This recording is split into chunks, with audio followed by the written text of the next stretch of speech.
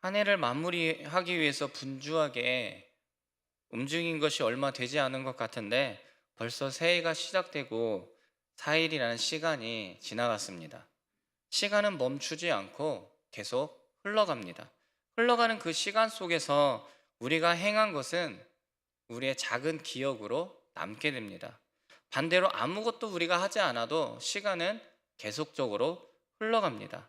그러므로 멈추지 않는 그 시간 속에서 하나님의 은혜가 가득한 추억을 만들어 한 해가 마무리될 때 하나님께 감사의 고백을 하는 아름다운 공동체가 되기를 간절히 소망합니다. 오늘 우리가 살펴볼 바디메오 사건을 보게 되면 이막의 마지막 사건이자 복음서에서 마지막으로 등장하는 치료의 사건입니다. 그런데 여러분, 이막의 시작이 어떠한 사건으로 혹시 시작하고 있는지 기억을 하고 있습니까? 이막은 샌드위치 구조로 되어 있습니다. 샌드위치를 보면 빵과 빵 사이에 여러 가지 음식이 들어갑니다. 예를 들면 빵 위에 양상추를 올리고 그 위에 맛있는 소스를 뿌리고 패치를 놓고 약간의 토마토와 양파를 넣고 빵을 위에 올리면 맛있는 샌드위치가 완성됩니다. 그렇듯 이막의 시작은 아플보지 맹인의 사건으로 시작을 하고 있고, 그리고 이막을 마무리하는 이 대단원에서 역시 바디메오 맹인이라는 이 사건이 등장하면서 마무리를 하고 있습니다. 이 두 사건 사이에 우리가 잘 아는 것처럼 세 번의 순환 예고가 기록되어져 있습니다. 이 두 눈뜸의 사건에 둘러싸여 있는 이 순환 예고를 기독론적 관점에서 본다면 눈을 뜬 이들이 바라보아야 할 참 예수님이 어떠한 예수님인지를 보여주고 있습니다. 그리고 제자도의 관점에서 본다면 눈뜬 이들이 어떠한 길을 걸어가야 하는지를 이 맹인들을 통해서 보여주고 있다는 사실입니다. 두 눈뜸의 사건의 공통점이라고 한다면 앞을 보지 못한 사람들이 예수님을 통해서 치유가 되었다라는 사실이고, 또 두 번의 안수와 두 번의 외침을 통해서 치유가 되었다라는 그 공통점을 가지고 있습니다. 그리고 예수님께 치유를 받은 두 사람은 세상으로 나아가지 않고 예수님의 길을 따르는 사람으로 묘사되고 있습니다. 이처럼 바디메오가 어디에서 오늘 본문의 말씀을 보게 되면 어디에서 예수님을 만나게 됩니까? 길에서 예수님을 만나게 됩니다. 그런데 길에서 바디메오만 예수님을 만난 것은 아니었습니다. 부자 청년도 길에서 예수님을 만났고, 그리고 그 부자 청년은 예수님의 제자가 될 수 있는 좋은 기회를 얻었지만 그 기회를 살리지는 못했습니다. 자신의 재물을 나누어 주라는 그 예수님의 말씀에 심히 근심하며 예수님을 떠나갔습니다. 그러면 길에서 제자들은 어떤 행동을 보여주었습니까? 제자들은 예수님께서 인자로 걸어가는 그 길을 친히 알려주셨을 때 그들은 인자로서 걸어가는 그 예수님의 그 십자가의 길을 인정하지는 않았습니다. 예수님의 정체성에 대해서는 인정하고 있었지만 고난을 받고 십자가로 가는 길은 인정하고 싶지 않았습니다. 마치 우리가 예수 그리스도를 믿고 구원을 받았지만 아직은 세상의 것을 더 추구하고 싶고 세상에서 성공하고 싶고 세상의 즐거움을 더 누리고 싶은 생각이 우리 안에도 있습니다. 그리고 세상의 사람들의 성공하는 모습을 보면 그것을 통해서 성공하고 싶은 욕구가 우리 안에 남아 있습니다. 우리가 고난의 길, 십자가의 길을 걸어가고 싶지 않은 것처럼 제자들 역시 그 길을 가려하지는 않았습니다. 오히려 제자들은 길에서 서로 더 높은 위치에 올라가려고 서로 다투는 모습을 보여주기도 했습니다. 이러한 것을 보면 길에서 예수님을 만난 그 바디메오와 그리고 부자 청년 그리고 제자들과는 굉장히 많은 비교가 되고 많은 교훈을 우리에게 주고 있습니다. 오늘 본문의 말씀도 보면은 샌드위치 구조로 되어 있습니다. 길과 길 사이에서 어떠한 에피소드가 있는지 본문의 말씀을 통해서 살펴보고자 합니다. 우리 46절 말씀을 다 함께 읽겠습니다. 시작.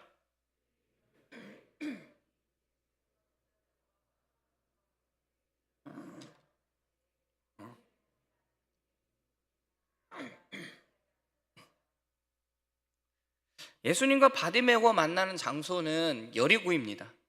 여리고는 지금도 발달된 도시이고 그 당시에도 무역의 중심지로 경제적인 그 부를 누리고 있는 도시였고, 또 장미의 도시로 불릴 만큼 이스라엘의 어느 도시 중에 가장 아름다운 도시가 바로 여리고였습니다.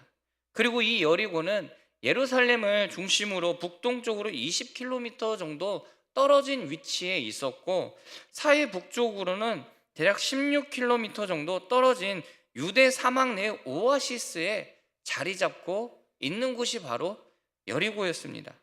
그리고 그 당시에 북쪽에 있는 사람들이, 북쪽에 있던 갈릴리 지방의 사람들이 성전이 있는 예루살렘을 가기 위해서는 반드시 거쳐 가야만 하는 곳이 바로 이 여리고였습니다.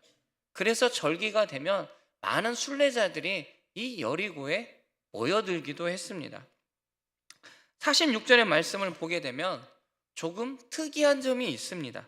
예수님께서 제자들과 허다한 무리와 함께 여리고에 도착했습니다.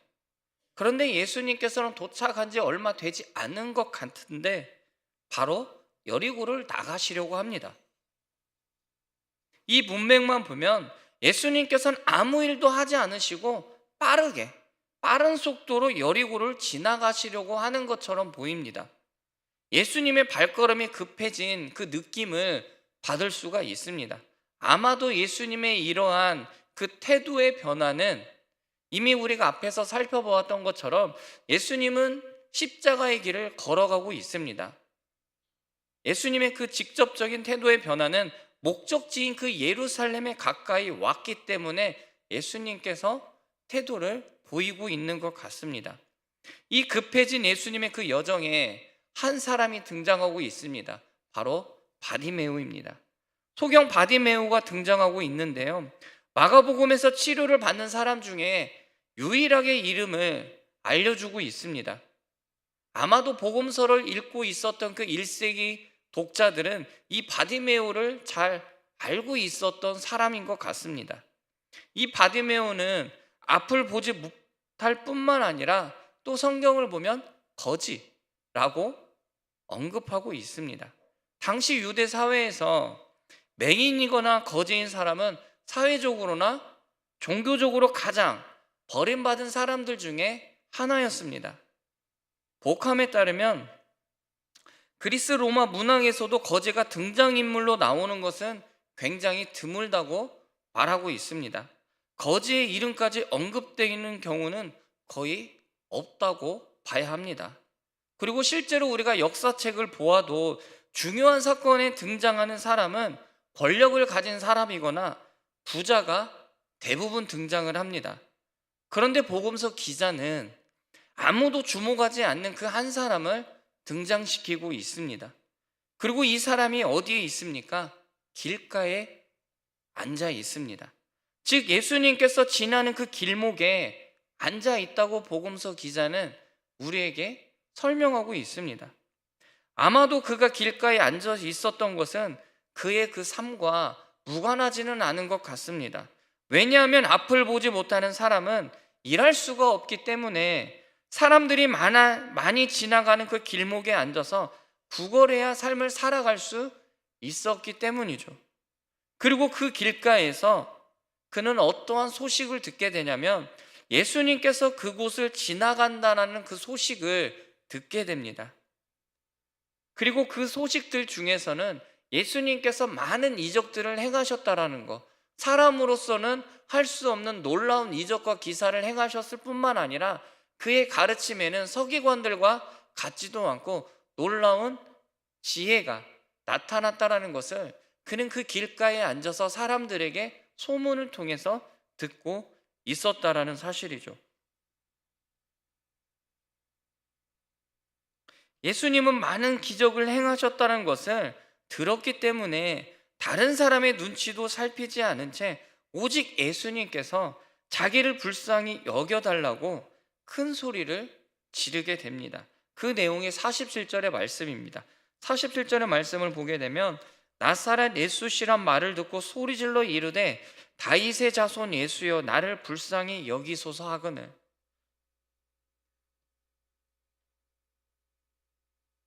많은 사람들의 반응은 바디메오가 예수님을 부르는 그 순간 많은 사람들의 반응은 예수님을 귀찮게 여긴 것으로 생각한 나머지 소경 바디메오에게 잠잠하라고 꾸짖게 됩니다. 왜 사람들이 그 바디메오를 꾸짖었는지 성경은 구체적으로 우리에게 알려주고 있지는 않습니다. 그런데 우리가 이미 살펴본 것처럼 제자들은 사회적 약자로 취급되었던 어린아이들을 꾸짖은 적이 있었습니다. 아마도 여기에서 그는 사회적으로나 종교적으로나 가치 없는 사람이기 때문에 그가 예수님을 찾는 것은 어떻게 보면 예수님의 행하시는 그 일에 방해가 된다고 생각했기 때문에 사람들은 그를 꾸짖었던 것 같습니다. 그리고 41절의 말씀을 이어서 보면 많은 사람이 꾸짖어 잠잠하라 하되 그가 더욱 크게 소리질러 이르되 다윗의 자손이여 나를 불쌍히 여기소서 하는지라. 우리의 삶에도 이러한 간절한 부르짖음이 있기를 소망합니다. 내 문제가 간절하면 주변의 상황을 볼 수가 없습니다.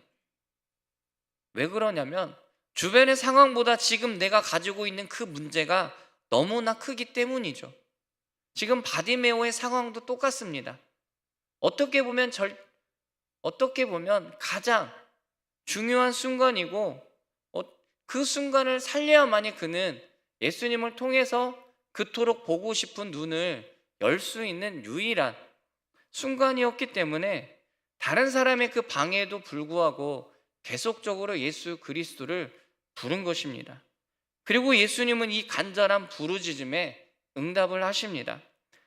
여러분, 수로보니게 여인을 한번 생각해 보시기 바랍니다. 예수님은 그녀가 도움을 요청했을 때 받아주기보다는 오히려 그녀를 무시했습니다. 그런데도 그녀는 그 예수님의 말씀에 자신의 감정이 상했다고 반문하거나 그러한 내용은 전혀 등장하지 않습니다. 오히려 예수님 앞에 더 나아가 간절히 부르짖는 것을 보게 됩니다. 그리고 예수님은 간절히 부르짖는 그녀의 그 믿음을 보시고 그녀의 사랑하는 그 딸의 문제를 해결해 주십니다. 그러므로 우리가 문제 앞에서 우리가 해야 될 것은 바로 이 바디메오처럼 간절한 부르짖는 자세가 우리에게 있어야 합니다. 포기하지 않고 간절히 하나님께 부르짖을 때 하나님은 반드시 우리의 기도를 들어주시고 응답해 주십니다. 우리의 삶에 그러한 은혜가 있기를 간절히 소망합니다. 바디메오는 사람들의 꾸짖음에도 아랑곳하지 않고 다시 한번 크게 외쳤습니다. 예수님께서는 처음에는 아무런 반응을 보이지 않았습니다. 그런데 바디메오가 두 번째 외치자 그때서야 비로소 예수님은 그에게 반응을 보이고 있습니다. 우리 49절과 50절의 말씀을 다 함께 읽겠습니다. 시작.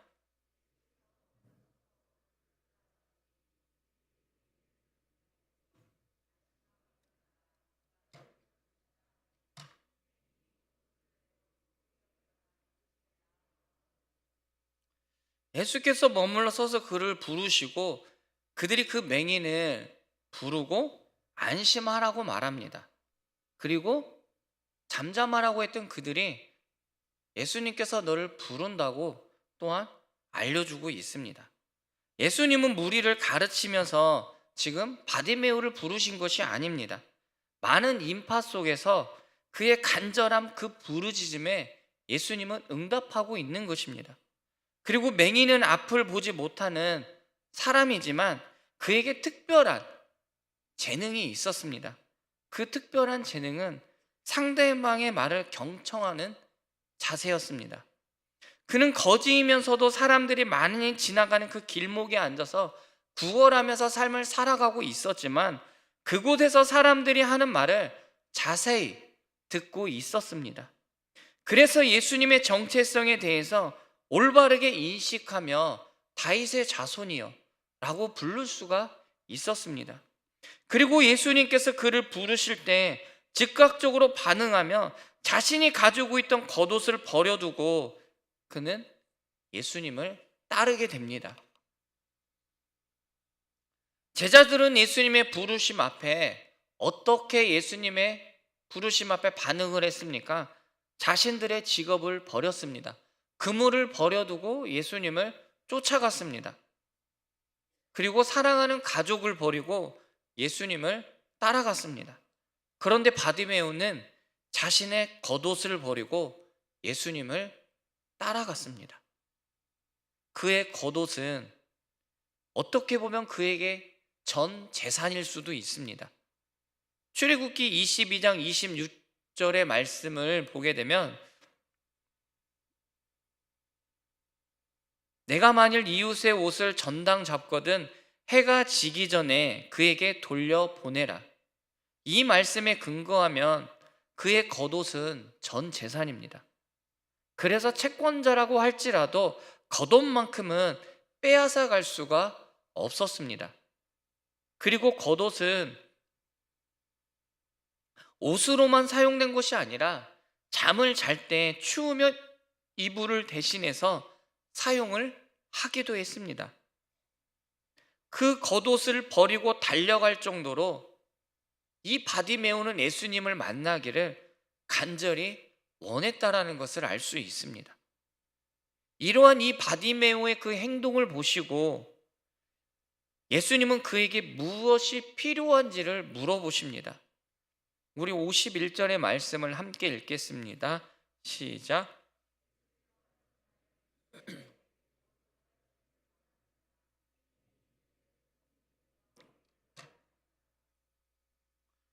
앞을 보지 못하는 소경 바디메오는 그 예수님의 물음에 다른 것을 생각하지 않습니다. 아주 간단하게 말합니다. 보기를 원한다는 것입니다. 예수님은 그가 무엇을 원하는지 몰라서 그에게 물어본 것은 절대로 아닙니다. 예수님은 그의 구체적인 간구를 듣고 간구의 내용이 무엇인지 직접 들으시고 그리고 그의 눈을 회복시켜 주십니다. 마찬가지로 예수님께서는 우리에게 필요한 것이 무엇인지 다 아십니다. 그럼에도 불구하고 예수님은 우리와 대화를 하기를 원하십니다. 그래서 우리의 문제를 가지고 하나님 앞에 나아가 간구하면 하나님은 우리의 그 간구를 들으시고 하나님이 작정하신 그때에 우리의 간구를 응답해 주신다는 사실입니다.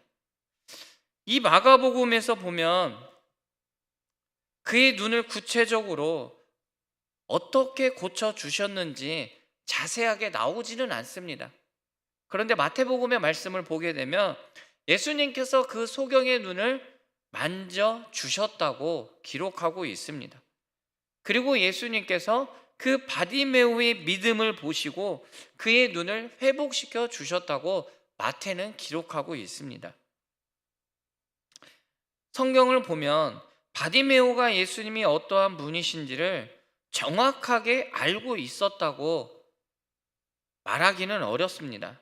그러나 오늘 본문의 말씀을 통해서 바디메오는 적어도 예수님은 하나님께서 하시는 일을 하실 수 있는 분이라는 그것은 정확하게 알고 있었던 것 같습니다.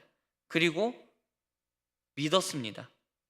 그렇기 때문에 용기를 가지고 예수님 앞에 나와 긍휼히 여겨달라고 부르짖으면서 예수님께 도움을 요청하게 된 것입니다. 그는 주변의 사람들의 만류에도 불구하고 오늘 성경에서 보는 것처럼 계속적으로 반복해서 부르짖었습니다. 그리고 예수님께서는 그를 부르실 때 그는 그의 모든 것을 다 내려놓고 주님께 달려나갔습니다. 그가 모든 것을 버리고 예수님께 나아간 것은 그만큼 예수님을 만나고 싶은 간절한 마음이 그 안에 있었다라는 사실이죠. 사모하는 마음이 간절했다라는 뜻입니다. 예수님은 온전히 주님만을 의지하고 바라보는 그의 그 믿음을 보시고 그의 눈을 고쳐 주십니다. 그리고 그에게 어떠한 행동의 변화가 일어나게 되었습니까? 시작할 때는 그가 길가에 앉아 있으면서 예수님을 만났습니다. 그러나 52절 마지막 절의 말씀을 보게 되면 그는 그 길에서 예수님을 따라갔습니다. 오늘 본문의 시작, 이미 앞에서 설명했던 것처럼 바디메오는 길가에 앉아 있었습니다. 이 마가복음에서 길이라는 단어는 세례 요한에 의해 준비되고 십자가에서 끝나는 그 순환과 죽음을 의미하고 있습니다. 그리고 그 길은 예수님의 참 제자들이 반드시 걸어가야 할 길임을 알려주고 있습니다. 그렇다면 하나님께서는 오늘 우리에게 이 사건을 통해서 주는 의미가 있습니다. 본문의 사건은 예수님께서 소경의 눈을 뜨게 하신 단순한 기적으로만 우리가 알아서는 안 됩니다. 바디메오의 시력이 회복된 사건을 통해서 크게 두 가지를 우리에게 알려주려고 하는 뜻이 있습니다. 첫 번째로 이 사건은 영적으로 소경이었던 제자들에게 굉장히 도전이 되는 사건이었습니다. 마가복음에서 소경의 눈을 뜬 기적은 2번 기록되어져 있습니다. 2막에서만 기록되어져 있습니다. 8장 22절과 26절에, 그리고 오늘 본문입니다. 8장 22절과 26절은 십자가에 대한 본격적인 가르침 바로 이전에, 오늘 본문은 십자가의 진리에 대한 가르침 바로 이후에 기록되어져 있습니다. 두 사건은 앞을 보지 못한 소경들이 앞을 보게 되는 일이 일어났던 것처럼 예수님을 따르는 그 제자들도 주님의 말씀을 깨닫고 주님을 따르기 위해서는 이제는 영적인 소경이 아니라 바로 이 바드메오처럼 영적인 눈이 회복되어야 한다는 것을 가르쳐주고 있습니다. 오늘 본문의 사건은 바로 이 앞의 사건과 좋은 대조를 이루고 있습니다. 소경 바디메오에게 하신 그 질문, 바로 앞에서 예수님께서 야고보와 요한에게 질문한 것과 똑같은 질문입니다. 내가 너희에게 무엇을 해주기를 원하느냐? 예수님의 이 질문에 제자들은 개인적인 신분의 상승과 영광을 요구했습니다. 그리고 결과적으로 예수님께 꾸지람을 들었습니다. 그러나 바디메오는 똑같이 예수님께서 물어봤지만 예수님은 바디메오의 그 믿음을 칭찬해주고 있었습니다. 그리고 그가 간절히 원하는 그의 뜻도 이루어 주셨습니다. 제자들과 바디메오의 차이가 무엇입니까? 제자들의 소원은 인간적인 욕심에 끌려 자신들이 높아지려는 것이었죠. 그러나 소경 바디메오의 소원은 삶의 절망한 그 문제 앞에서 자신의 한계를 극복하고자 예수님 앞에 사모하는 마음으로 나아갔던 것입니다. 오늘날 우리도 제자의 삶을 살아가기 위해서는 영적인 눈의 회복이 필요하다는 것입니다. 소경 바디메오, 하루 벌어 하루 먹고 사는 의미 없는 삶을 살아왔습니다. 그가 그러한 삶을 살 수밖에 없었던 것은 우리가 잘 알고 있는 것처럼 앞이 보이지 않았기 때문입니다. 하루하루를 연명하며 살아가는데 급급할 수밖에 없었습니다. 그러나 그가 주님을 만난 이후에는, 그의 눈이 회복된 이후에는 그의 인생은 의미가 있는 인생이 되었습니다. 그의 삶에는 활기를 띠게 되었을 것 같습니다. 주님을 만난 이전과 이후의 삶이 전혀 다르게 살았을 것이 분명합니다. 왜냐하면 1세기 당시 맹인은 이미 앞에서 설명했던 것처럼 사회적 약자였습니다. 종교적으로 불합리한 대우를 받고 있는 사람이었습니다. 그럼에도 불구하고 복음서 기자가 그의 실명을 언급하고 있다라는 사실입니다. 그것은 그가 다른 사람에게 좋은 영향력을 주는 사람으로 변화가 되었기 때문입니다. 그런데 여러분, 오늘날 우리는 어떠한 삶을 살아가고 있습니까? 제자들처럼 주님과 동행하며 주님께서 걸어가시는 길을 알면서도 세상의 욕심에 사로잡혀서 외면하고 있지는 않습니까? 내가 지금 어떠한 삶을 살아가고 있고 내가 걸어가야 할 그 길을 알고는 있지만 아직은 아니야. 세상의 좋은 즐거움을 조금 더 누리고 걸어가도 괜찮아. 이렇게 자기 최면을 걸으면서 삶을 살아가고 있지는 않습니까? 그런데 성경은 단호하게 말씀하고 있습니다. 하나님의 때는 언제 임하는지 도적같이 그날이 임한다고 우리에게 말씀해주고 있습니다. 그리고 그때는 오직 하나님만 아신다고 또한 말씀하고 있습니다. 그러므로 우리에게는 깨어 있어 주님 오시는 그날을 준비하는 자세가 우리에게 반드시 필요합니다. 사랑하는 여러분, 지금도 늦지 않았습니다. 바디메오의 부르짖음에서 문제의 실마리를 찾으시기 바랍니다. 그는 인생의 한계 앞에서 주님 앞에 간절히 나아가 불쌍히 여겨달라고 간절히 부르짖으며 나아갔습니다. 주님께서는 자신의 눈을 반드시 고쳐주실 것을 확실하게 믿고 나아갔습니다. 주변의 상황을 전혀 생각하지 않았습니다. 자신의 부르짖음에 반드시 응답해 주실 것을 확실히 믿었습니다. 이런 부르짖음에 바로 십자가의 은혜가 임하게 됩니다. 우리가 일평생을 살아가면서 주님이 어떠한 분이신지를 때로는 우리의 지식으로, 지혜로 다 알지는 못합니다.